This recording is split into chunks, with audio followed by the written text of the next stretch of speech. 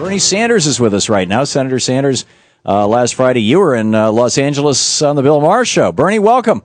Good to be with you, Tom. Great to have you. Do we have you for the hour, sir? I think we can do that. Oh, that would be wonderful. That would be wonderful. So we'll make today the official Brunch with Bernie Day for the week. So, boy, you've got a lot on your plate. I understand you delivered a couple of million petitions to the White House. I called the White House comment line this morning and said no to the change CPI. What's going on? What's going on is that just a couple of hours ago, we had a rally with the AARP and other senior groups, and the AFL-CIO has been very strong on this issue.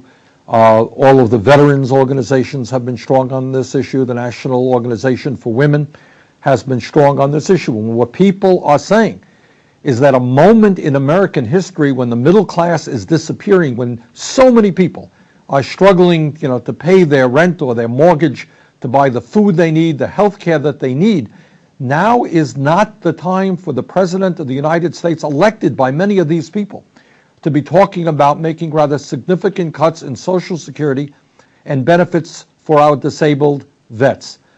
That's wrong. It's wrong public policy. It is not what the American people want. The truth of the matter is I think most of your listeners understand. We are in the deficit situation we are in now. And by the way, we have made real progress in lowering the deficit in recent years. But we are where we are now because of two unpaid wars in Iraq and Afghanistan, tax breaks for the wealthiest people in this country, and most importantly, the Wall Street caused recession, which has resulted in a substantial reduction in revenue coming into the federal coffers. Right now, Tom, as I think many listeners do understand, corporate profits are at an all-time high. The wealthy are doing phenomenally well. And we must not balance the budget on the backs of some of the most vulnerable people in this country when you got 1 out of 4 major corporations paying zero in taxes, federal income taxes, when you have at the federal level corporate tax rate at 12% is the lowest that it has been since 1972. So yeah, we want to move toward deficit reduction, while at the same time we must create the millions of jobs our people need. But we cannot balance the budget on the backs of people who are already hurting. We must not cut Social Security or benefits with disabled vets. And let me tell you something. Don't let anybody fool you by saying, oh, well, this is just a tweak. It's just the way on how we calculate cost of living increases. We are talking about in 10 years, if you're 65 today, you will get $650 a year less. And by the time you're 85, you'll get over $1,000 a year less. When you're trying to live on $15,000, $16,000 a year, that is a big hit. And if you are a disabled vet, over a 30-year period, we're talking about tens of thousands of dollars less that will be coming into your pocket. And that's not a way you treat those people. And none of this is going to balance the budget.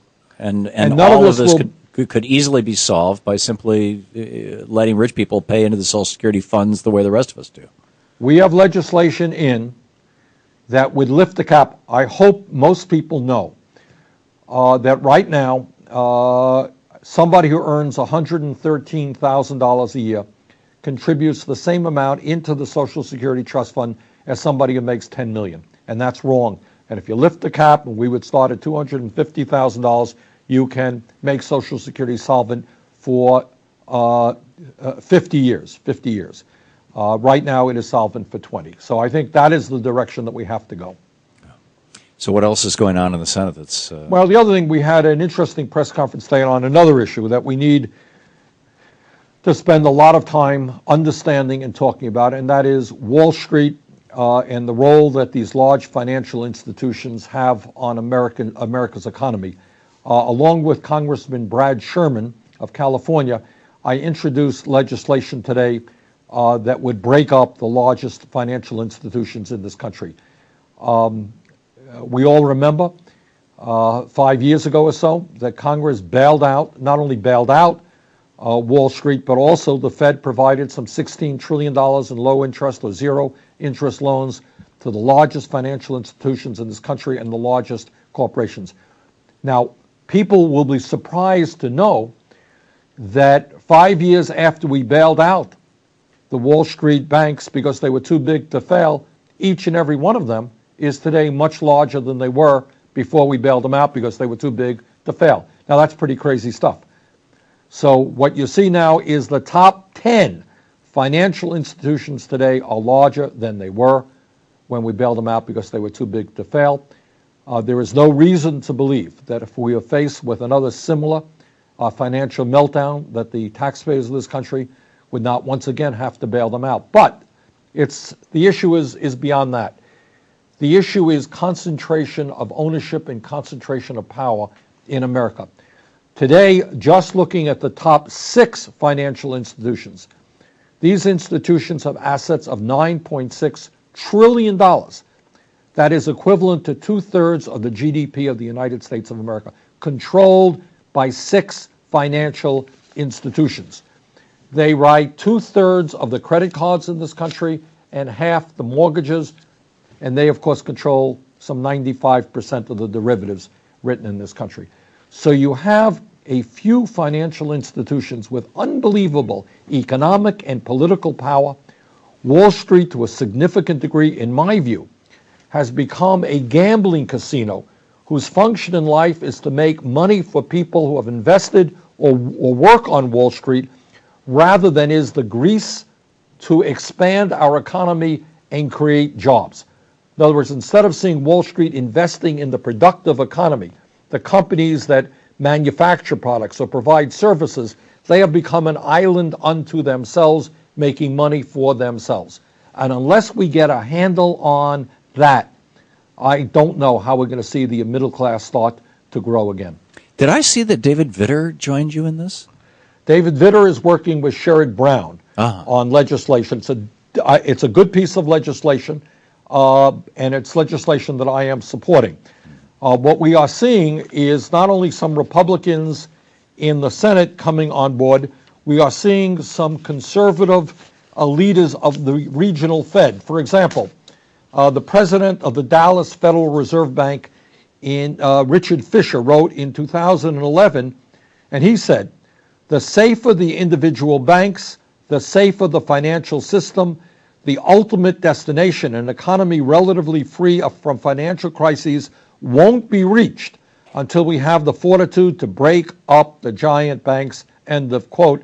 That is a conservative president of the Dallas Federal Reserve Bank, and we've heard other conservatives make that point. And the other point that they make is if you are a huge financial institution, implicitly having the guarantee that no matter how bad the situation is, the Congress is going to bail you out, you can attract capital at a significantly lower rate than your competition, say a small community bank. So you're giving the too big to fail banks a major financial advantage over other financial institutions, and that's wrong. But bottom line is we need more competition in the financial marketplace, and we've got to break these babies up. Senator Bernie Sanders with us. It's our Brunch with Bernie. A few days early here today, the madness of all of our schedules. So we'll be taking your calls for Senator Sanders right after this. It's 15 minutes past the hour. Be sure to check out Bernie's website, sanders.senate.gov. Sign up for the Bernie Buzz to find out what's going on. This is the Thom Hartmann Program. And by the way, one of our callers today is going to receive a free signed copy of my book, Unequal Protection, How Corporations Became People and How We Can Fight Back, courtesy of Stamps.com.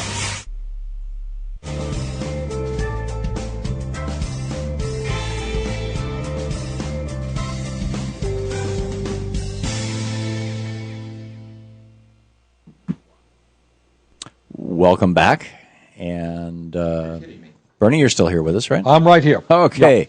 Gary in House Springs, Missouri, watching us on DirecTV on Free Speech TV Network. You are on the air with Senator Sanders. Gary? Gary, got to listen to your phone and not your TV. There's a slight delay on the TV. Let's try Walter, watching us on Free Speech TV on Dish Network in Chicago. Walter, you are on the air with Senator Sanders. Walter? Walter, I hear you. This is very strange. Are you sure that the mics are set up so that Walter can hear me? Yes, I can hear you. Oh, you can hear me. Okay, Walter, you're on the air with Senator Sanders. Hello, thank you, Tom, and also welcome to Senator Sanders. I used to live in Vermont, now calling from Chicago. I'm 68, and when I had a stroke and 2 heart attacks in 1995, 96, I definitely stopped drinking the Republican tea that I had been doing as a vice president of a multi-million-dollar corporation in the U.S. But my question is, the governor of Illinois cut Illinois Cares RX in 2013, and that leaves me with a bill of $4,700 plus for 2013 out of my own pocket, which I do not have. Are other states doing the same thing, and why RX as opposed to other problems the state may have in terms of getting dollars? That would be the Medicare program in Illinois. Is that not Medicaid, right? I suspect. Or Medicaid, yeah. Pardon me. Yeah. Thank you, Walter. I think states are approaching this problem differently. What you're seeing in the midst of this recession, with many states facing serious financial problems, is they are making cuts in programs that working families and low-income people need. And I gather, I'm not quite familiar with what's happening in Illinois, but that sounds to me what's happening. But let me say a couple of words about prescription drugs. Everybody should know that in our country, because we are the only major nation on earth that does not have a national healthcare system which negotiates drug prices with the pharmaceutical industry, our people end up paying by far the highest prices in the world for prescription drugs. Many, many years ago, I took several busloads of Vermonters over the Canadian border to buy prescription drugs in Canada that were far, far lower than were available in the United States of America. And that's also true in Europe and around the world. So in terms of prescription drugs, it seems to me we want to do a couple of things. The first thing that we want to do, and Tom, I know you mentioned this earlier, is to have Medicare Part D, negotiate prescription drug prices with the pharmaceutical industry. That's number one. Number two, as a nation, we have got to allow the American people to be able to purchase safe, FDA-approved medicine from other countries around the world. It is hysterically funny to me, I should say pathetically funny, if you like, that we import products from all over the world. We believe in unfettered free trade. So the salad that you're eating today came from some country, we don't know the standards, but somehow we can't bring FDA-approved prescription drugs in from Canada. It's the Thom Hartmann Program. It is. We are live on Tuesday. I just got back from Germany. I'm about to head out to Vegas here, but we're doing the program live today, so you are not hearing a repeat. Senator Sanders is with us live. It works for my schedule. It works for his schedule to make this our Brunch with Bernie day. So, and the lines are slammed. So, Bernie, shall we pick up some phone calls? Let's do it. Okay, Linda in Deerfield Beach, Florida. You're on the air with Senator Sanders. Hi, Senator Sanders. Thank you for taking my call. I have 2 questions, and I'll take them off the air. One is, I thought it was against the law to add to the national debt through Social Security. And my second question is, I do work for the post office. What's going on? And I will take your question off the air. Thank you very much. Okay. Linda, thanks for the call. Let's start off with the post office. We are working very hard on this issue. I'm not on the relevant committee, but I've brought together a number of senators who believe that we should not be decimating the Postal Service or developing a death spiral by cutting. To answer your question, I think things are still in limbo. I know that the chairman of the Homeland Security Committee, Tom Carper, who has jurisdiction over this issue, has been talking with colleagues in the House. The immediate issue, by the way, Linda, that is surfacing is the question of Saturday mail delivery. The Postmaster General has for a while wanted to cut Saturday mail delivery, but in the continuing resolution passed in the House, passed in the Senate, and signed by the President, the language was very clear that Saturday mail delivery continues. The essence of the debate is the Postmaster General thinks that it is the best interest of the Postal Service to cut. cut post offices, cut delivery centers, cut Saturday mail. Some of us believe that the best future for the post office is to make it a 21st century institution to deal with the major financial problem, and that is the onerous burden that the post office now has in terms of retiree health, future retiree health benefits, which is in fact causing 75 to 80% of the financial problems of the Postal Service. If we end that onerous burden and we give the Postal Service, in my view, the flexibility and the freedom to bring in new revenue, you can solve the Postal Service problems without making massive cuts. Okay. And the other question was? Oh, the national debt and Social Security. Here's the issue. There's a lot of confusion out there. Social Security today, and this is what the Social Security Administration tells us, has a $2.7 trillion surplus. Now, some people think, well, we should lock that in a box. No, you should not. What you should do with that money is invest it in treasury bonds so that you earn interest. And one of the ways the Social Security Trust Fund makes money is by interest on their investment in treasury bonds. Bottom line is, in terms of Social Security, $2.7 trillion surplus can pay out every benefit owed to every eligible American for the next 20 years.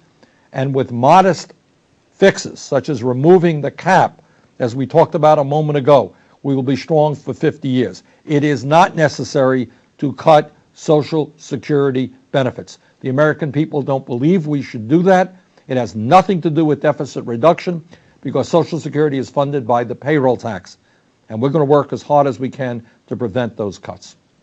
Paul in South Lyon, Michigan, watching on Dish Network on Free Speech TV. You're on the air with Senator Sanders. Yeah, how you doing, Tom and Senator? I want to thank you for representing the American people instead of just a special interest. And in regards to Social Security, I want to point out that the Republicans are the ones that are demanding cuts to Social Security and Medicare, not the Democrats. Only they call it entitlement reform. And you know, I think that maybe the president is just—he's not really saying he wants to agree to the chain CPI. What he's saying is, I may agree to some sort of chain CPI if you Republicans will raise taxes on billionaires. And they've already said they will absolutely not do that. So he's really not offering anything. It's kind of like me saying, I'll give you $1 million if you fly to Mars with no rocket ship. I'm not really offering you $1 million, you know? Well, Paul, I don't look at it quite that way. I think what you have characterized is correct, but I look at it in another way, in the sense that while you're right in saying that there may end up not being any deal, that there may not be cuts in Social Security because the Republicans refused to raise taxes on the wealthy. I think that's a correct assertion. But on the other hand, the president has voluntarily come forward and said, I am prepared to make rather significant cuts not only in Social Security, but in benefits for disabled veterans. I think that is wrong. When you're negotiating, it is always important to understand who you have behind you and who they have behind them. If the country is divided 50-50 on an issue, well, you know, you got to go into negotiations and say, you know what, I've got half the American people against me. You know, I can't expect to get everything. It's going to have to be a 50-50 deal. On this issue of whether or not we should cut Social Security, as opposed to asking large corporations and the wealthy to start paying their fair share of taxes, we've got 75 or 80% of the American people behind us. It is the Republicans who are in a very, very difficult negotiating position. And what the president has got to do is make them a deal, an offer they can't refuse. And that is, if they are only interested in cutting Social Security and Medicare and Medicaid and giving tax breaks to the rich, we're going to beat them politically. And the American people are going to say, if you want to come back to Washington, you better change your tune. Senator Bernie Sanders with us. It's our Brunch with Bernie Hour, Tuesday, here on the Thom Hartmann Program. Your calls for Senator Sanders coming up right after this, 27 minutes past the hour. And be sure to check out Bernie's website, sanders.senate.gov. You're listening to the Thom Hartmann Program. Call 866-987-THOM. Yes, it's a live Brunch with Bernie here on Tuesday, here on the Thom Hartmann Program. Back with more with Senator Sanders right after this.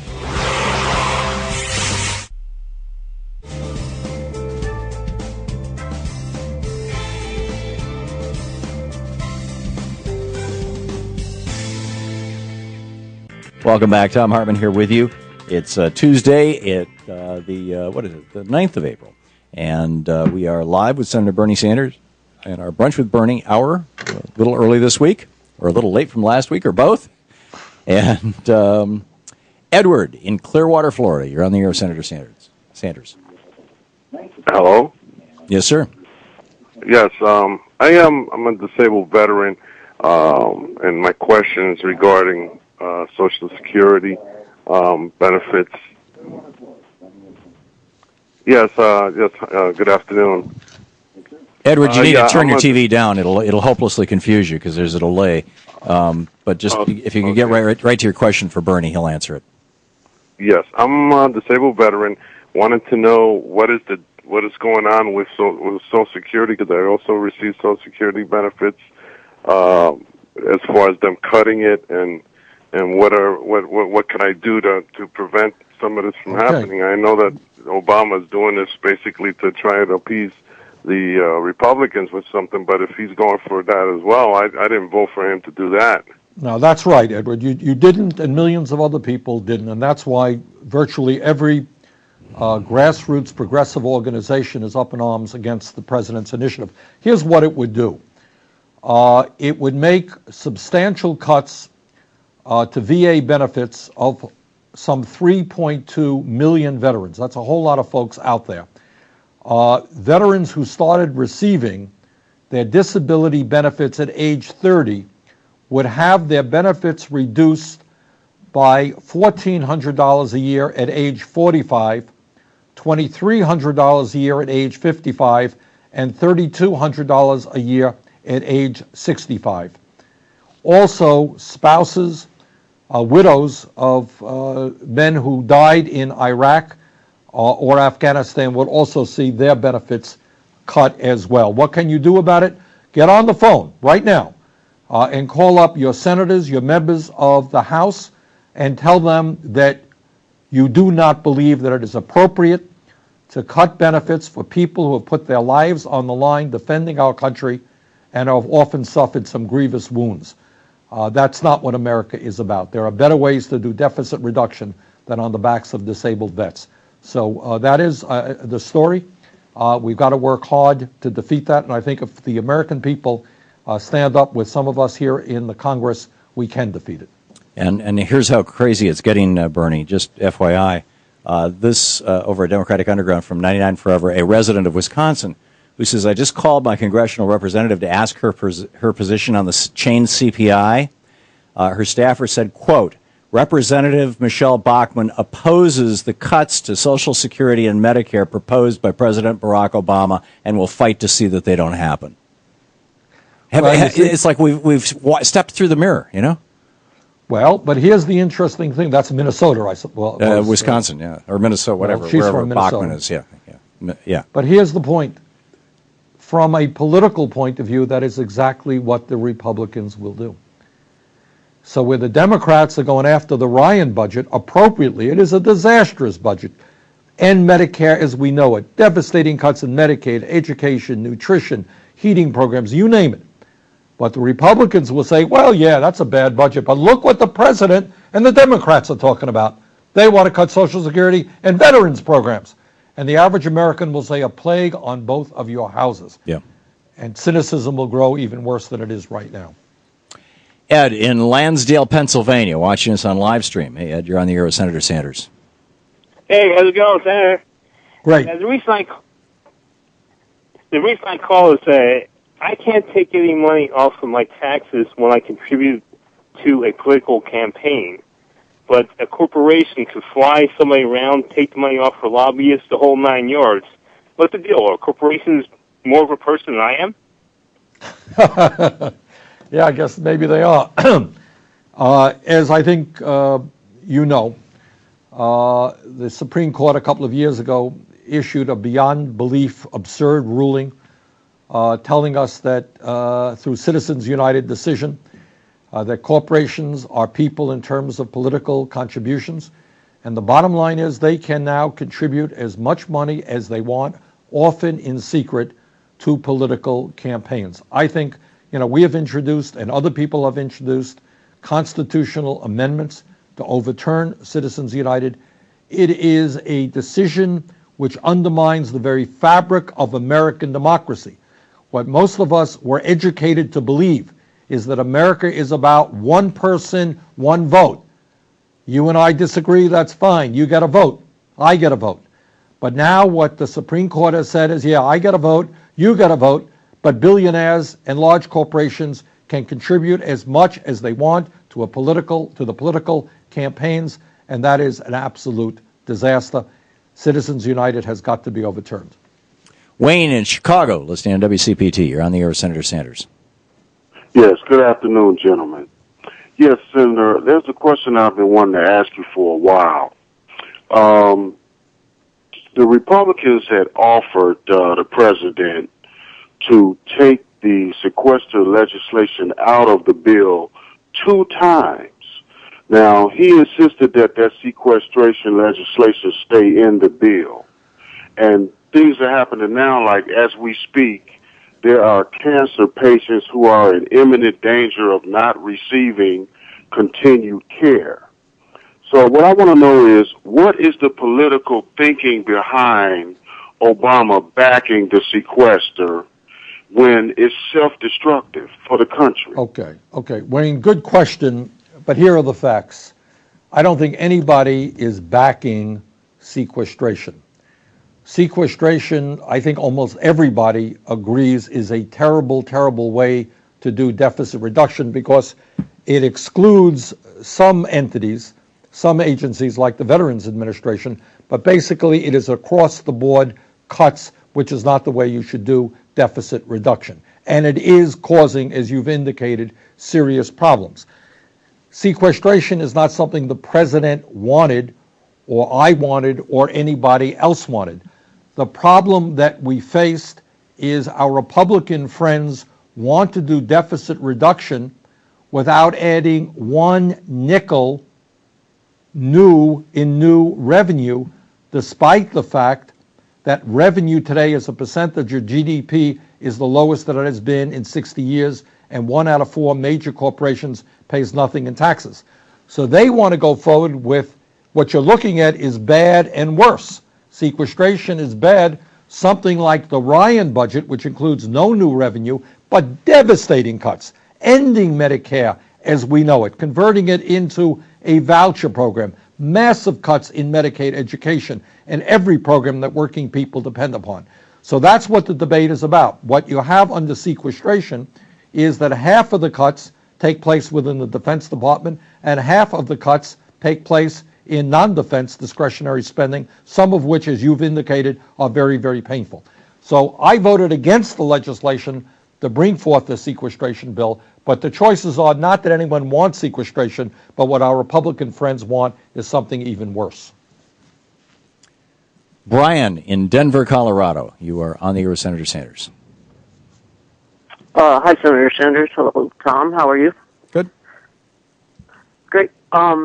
I guess my question is just this. I used to feel like there's not much we could do, and we didn't have the answers basically to all of our problems. But now I'm feeling like we're coming together as a people through different media, internet type of places, and coming up with some real solutions to the problems that we have. But I don't know what my question would be, what else can we do along with, like Tom said at the top of the program, calling our congressmen and President Obama and holding rallies at the White House? How do we get the ear of the people in power, the Congress and the President, when they're not doing the will of the people? We elected. Good, Brian. You got it. All right. Brian, you've asked a very good question, and I think you hit the nail on the head with that question. And I think the answer is going to be, we do anything and everything that our political imagination allows us to do. I mean, the easy stuff is the writing the letter to the editor, having the courage to put your name down on a position. You'd be surprised, Brian, how many people are just afraid of that. I believe this, but I don't really want to put my name down on a letter to the editor. You can, of course, call up your senators, your members of the House, the White House hotline, and voice your opinion there. But you can also be a lot more creative than that. You can work with your friends in the organizations that you are a member of, and contact your member of the House or Senate and say, I would like to see you do a town meeting in my community to discuss some of the important issues, Social Security or whatever it may be.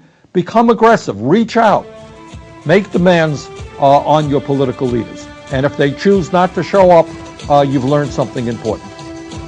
45 minutes past the hour. It's our Brunch with Bernie Tuesday here on the Thom Hartmann Program. Back with more of your calls for Senator Sanders in just a moment. Don't forget, Bernie has a website, sanders.senate.gov, which aggregates the news of the day, and his newsletter, The Bernie Buzz. You can sign up for it there. You're listening to the Thom Hartmann Program. Visit thomhartmann.com for audio and video archives. And, of course, you can drop into our live chat room here at thomhartmann.com. It's free, it's fun, and it's got some of the finest minds on earth hanging out.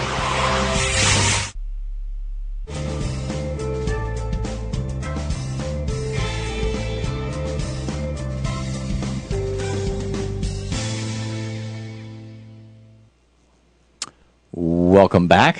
And Louise in Basking Ridge, New Jersey, watching on Free Speech TV's website, freespeech.org. You're on the air with Senator Sanders.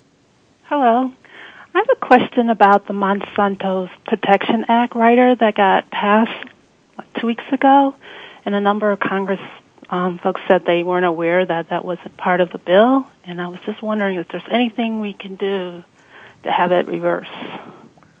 I have to plead guilty. I was also not aware of it, and it's something that should be reversed, and it's something that I and others will look at. The answer is it should be reversed, and we'll go from there. Sarah in Shakopee, Minnesota. Am I saying that right, Sarah? Yes, it's Shakopee. Shakopee. Shakopee was an Indian chief. So, and thank you for watching Free Speech TV on Dish Network. You're on the air with Senator Sanders. Senator Sanders, what I've been thinking is if President Obama goes for the cuts, it may be a real winner for Republicans who can turn around and say and exaggerate and generalize and say, well, look at what the Democrats did. Look what the Democratic president did. Vote for us and put us in Congress, and we will restore those cuts. And, of course, they wouldn't have to follow up once they gain seats in Congress. What do you think? Well, I think, Sarah, you make a very good political point. Let me give you an example. During the presidential campaign, many members of Congress criticized the White House and Democratic candidates for, quote-unquote, cutting Medicare. In fact, Medicare benefits were not cut at all. The day after the election, they started talking about undoing Medicare as we know it, massive cuts. Which is what the Ryan budget is all about. So do I think that in the coming election, those Democrats who vote to cut Social Security are going to be attacked by Republicans? Absolutely.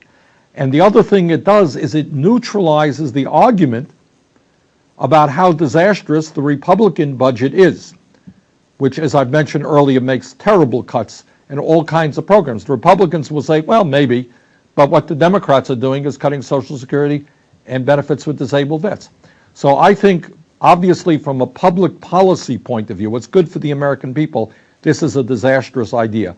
Politically, I think the point you made is absolutely right, and the Republicans will use it against the Democrats. Bernie, we have a little less than a minute left. Is there any way to make lemonade out of this lemon, do you think? Or is this just a horrible political mistake?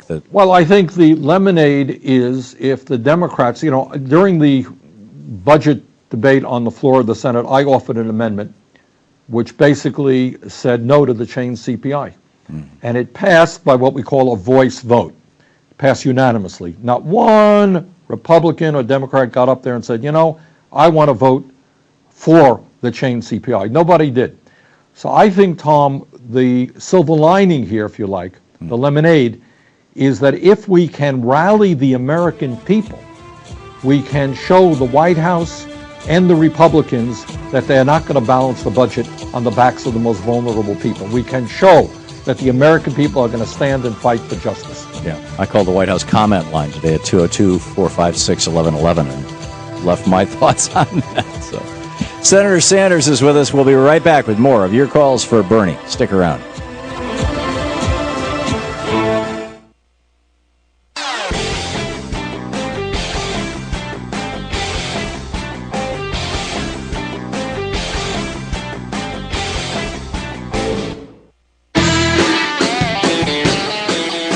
Welcome back to Talk Media for the rest of us, the Thom Hartmann Program. It's our Brunch with Bernie on Tuesday here program, and Bill in Minneapolis, Minnesota, listening to Minnesota's Progressive Talk, AM 950. You're on the air with Senator Sanders. Hi there. The Republican majority in the House is a gerrymandered majority. Why can't Democrats constantly and uniformly refer to the gerrymandered House majority or the Republican gerrymandered House majority? So I hear that thousands of times, like I've heard tax and spend liberal thousands of times. Well, I think, Bill, you make a good point. Gerrymandering is not a new concept. In fact, it's named after a guy who was alive, when was it, Tom, during the Revolutionary War? Or? Yeah, shortly thereafter. Yeah, I mean, so the concept of gerrymandering is something that's been done by both parties. But your point is right. I think the Republicans have taken it to an entirely new level.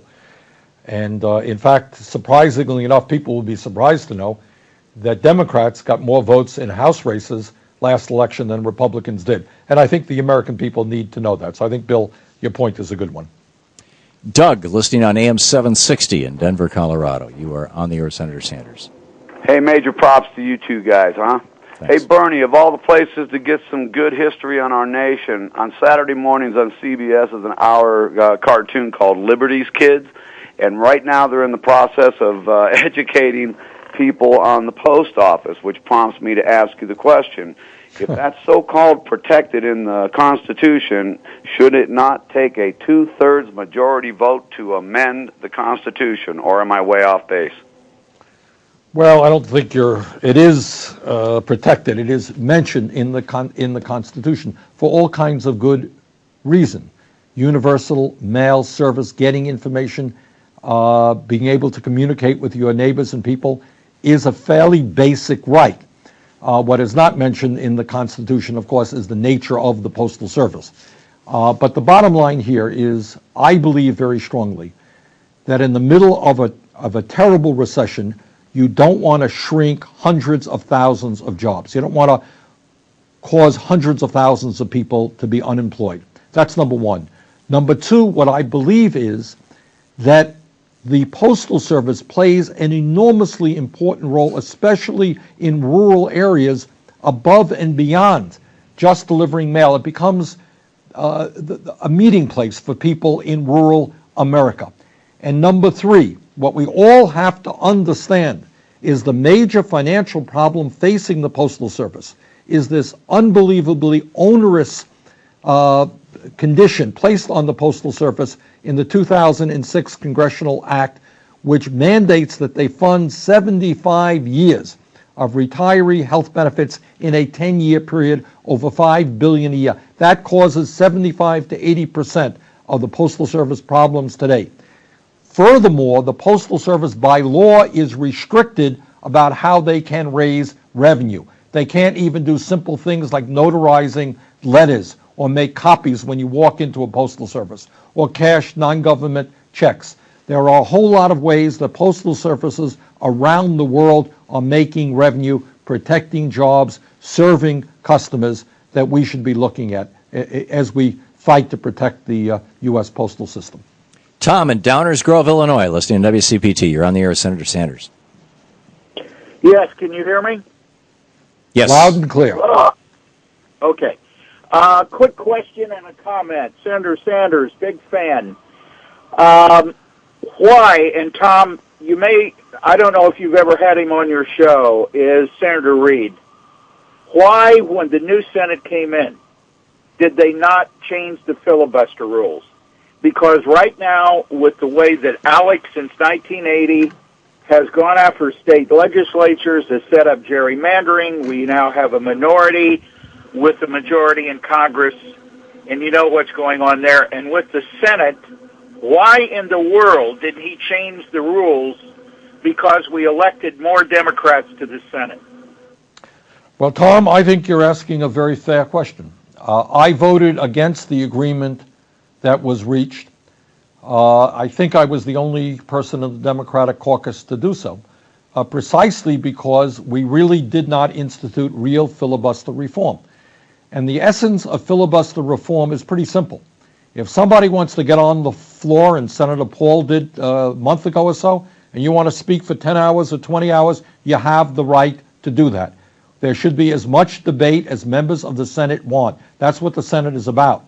But at the end of that debate, we should have a vote, and 51 votes should win that debate, not 60 votes.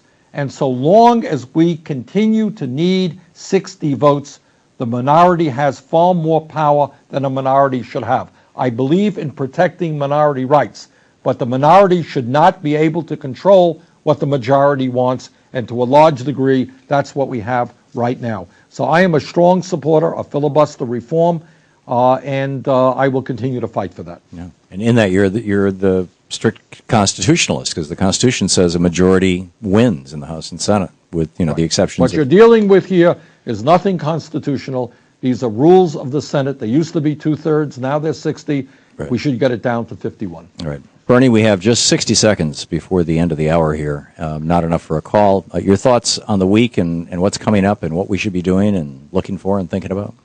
Well, these are extremely busy times in Congress and important times for the American people.